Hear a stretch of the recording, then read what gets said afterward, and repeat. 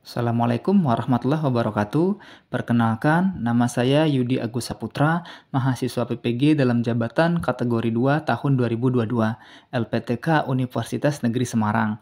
Saya akan melaksanakan praktek pembelajaran aksi kedua saya dengan menggunakan metode problem-based learning modal luring. Selamat menyaksikan. Assalamualaikum warahmatullahi wabarakatuh.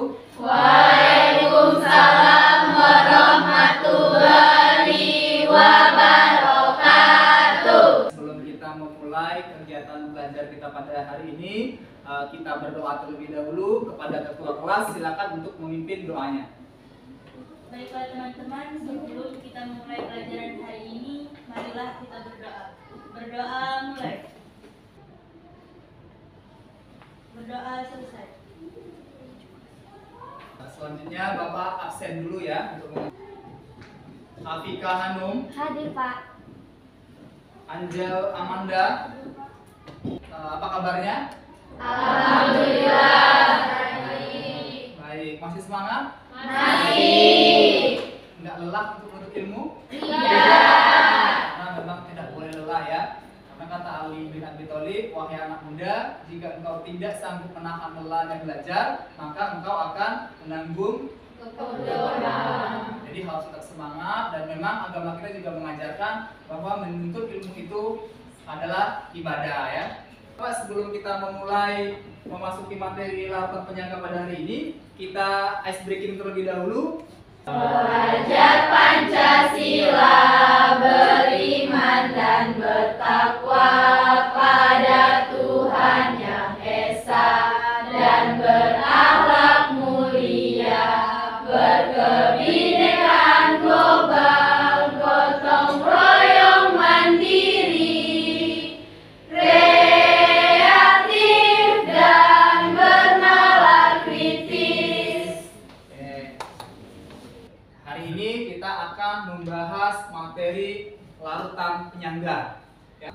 Adapun tujuan pembelajaran kita pada hari ini, yang pertama, peserta didik menemukan konsep larutan penyangga. Yang kedua, peserta didik mampu menyebutkan jenis-jenis larutan penyangga. Dan yang ketiga, peserta didik mampu menentukan larutan penyangga asam dan larutan penyangga basa. Bapak ingin bertanya kepada kalian, adakah yang masih ingat dengan pembelajaran kita sebelumnya tentang perhitungan pH, asam dan basa?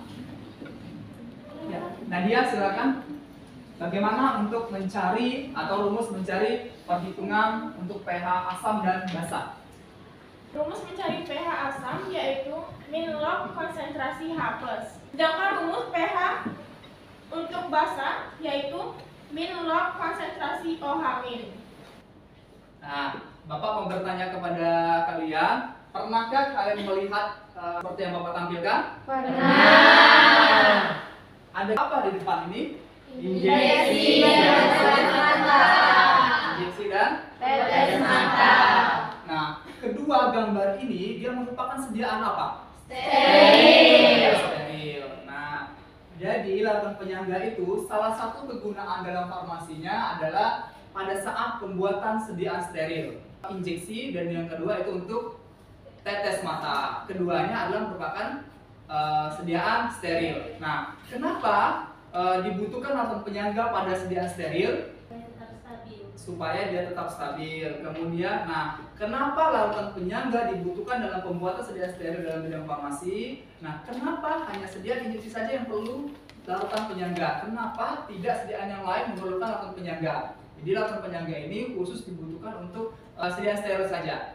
Kemudian, ada berapa jenis larutan penyangga? Dan bagaimana cara menentukan larutan penyangga asam dan larutan penyangga basa?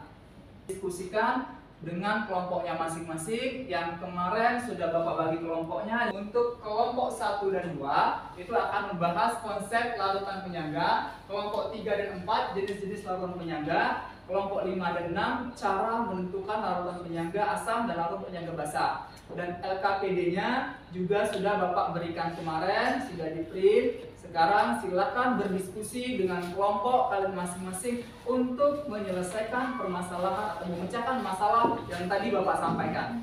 Silakan untuk diskusi, Bapak kasih waktu kurang lebih 15 sampai 20 menit ya. Silakan.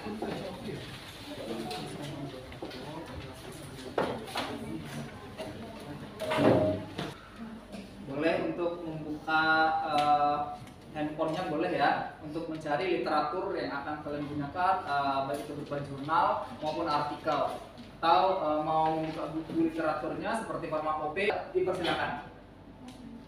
Ya, kenapa?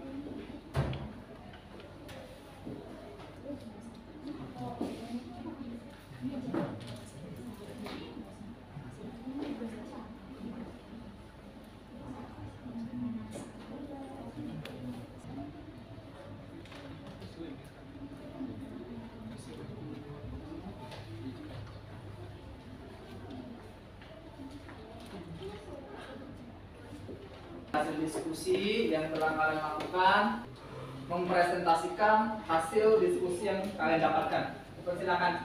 Larutan penyangga adalah larutan yang dapat mempertahankan nilai pH-nya di kisaran tertentu. pH larutan penyangga tidak banyak berubah ketika terjadi penambahan asam atau basa.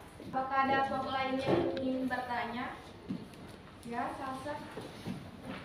Assalamualaikum warahmatullahi wabarakatuh. Waalaikumsalam warahmatullahi wabarakatuh. Saya Sabda Fajulia, mewakili dari diskusi ingin bertanya, apa pengaruh larutan penyangga pada obat tetes mata? Jawabannya itu larutan penyangga obat tetes mata mampu mempertahankan pH sehingga sesuai dengan pH air mata. Larutan penyangga itu kenapa dia dibutuhkan dalam farmasi? Karena obat-obatan yang sering yang saat diberikan langsung berkontak dengan jaringan tubuh. Jadi injeksi itu dia langsung masuk ke aliran darah kita. Itu kalau untuk injeksi. Nah, injeksi itu kan biasa diberikan melalui intravena. Nah, beda halnya dengan sediaan tablet dan yang lainnya. Sehingga kalau misalnya larutan penyangga itu nantinya tidak diberikan atau tidak digunakan pada sediaan steril, maka akan membahayakan tubuh kita. Berarti kegunaan larutan penyangga pada bidang farmasi yaitu untuk menyesuaikan antara pH yang ada dalam tubuh kita dengan pH sediaan yang akan kita gunakan. Kemudian, nah, ada dua macam larutan penyangga, yaitu larutan penyangga asam dan larutan penyangga basa. Yang mana nanti larutan penyangga asam ini dia mempertahankan pH di daerah atau kisaran pH-nya di bawah 7. Kalau dia basa, berarti dia mempertahankan pH lebih dari 7. Di dalam wadah ini ada dua wadah, isinya sama H2O. Nah, apabila kita tidak menggunakan larutan penyangga, di dalam wadah ini kita tambahkan asam. Misalnya asam klorida, HCl ya. Nah, HCl kita tambahkan ke sini ke dalam H2O ini, maka dia akan berubah secara drastis atau secara signifikan. Ini kalau dia tanpa larutan penyangga. Ya. Kalau tanpa larutan penyangga, dia ini akan merubah pH ini secara drastis atau signifikan. Bisa jadi nanti pH-nya 7, kita tambahkan asam ini, maka dia langsung berubah menjadi 3. Bisa jadi ketiga ini. Nah, jadi perubahannya itu signifikan atau drastis. Pun demikian, apabila dalam suatu larutan ini kita tambahkan basa, misalnya kita tambahkan NaOH. Nah, kita tambahkan NaOH ini, awalnya pH-nya 7, maka dia akan berubah menjadi bisa ke 11 atau lebih. Jadi dia apabila tidak menggunakan penyangga, maka perubahannya secara drastis atau signifikan ya. Nah, beda halnya dengan kita menggunakan larutan penyangga. Apabila kita menggunakan larutan penyangga, nah misalnya dalam suatu wadah ini larutan penyangganya pH dalam larutan ini misalnya pH-nya 6. Nah, misalnya pH-nya 6. Mau kita tambahkan asam, maka dia tidak akan berubah secara drastis atau signifikan. Jadi pH 6 ini tadi dengan penambahan asam bisa berubah tetapi tidak banyak atau tidak signifikan. 5,9 misalnya perubahannya. Apakah dia berubah? Berubah, tetapi dia perubahannya tidak banyak atau tidak signifikan atau tidak drastis ya. Demikian juga dengan isinya larutan penyangga, kita tambahkan misalnya NaOH. maka perubahannya juga tidak akan signifikan, sekitar 8,1. Ini misalnya berarti dia mampu mempertahankan harga pH-nya atau pH-nya berubah tetapi tidak signifikan. Nah, jadi antara penyangga dengan tidak penyangga, misalnya dia larutan penyangga bukan larutan penyangga, dia ditambahkan sedikit asam ataupun basa, akan merubah pH tersebut secara drastis atau secara signifikan. Nah, apabila dia menggunakan larutan penyangga, pH-nya tidak akan berubah secara signifikan atau drastis. Nah, itulah kenapa dalam dunia farmasi itu menggunakan larutan penyangga atau larutan buffer ya.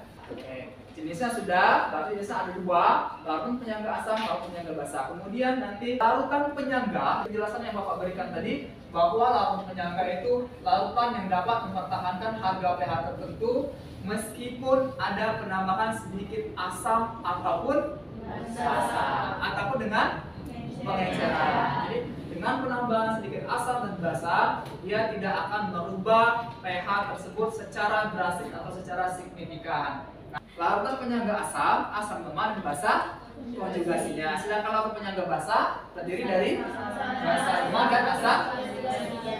Bagaimana cara menentukan larutan itu penyangga asam atau penyangga basa? Kalau di larutan penyangga asam, berarti dia berpasangan dengan asam lemah dan basa konjugasi.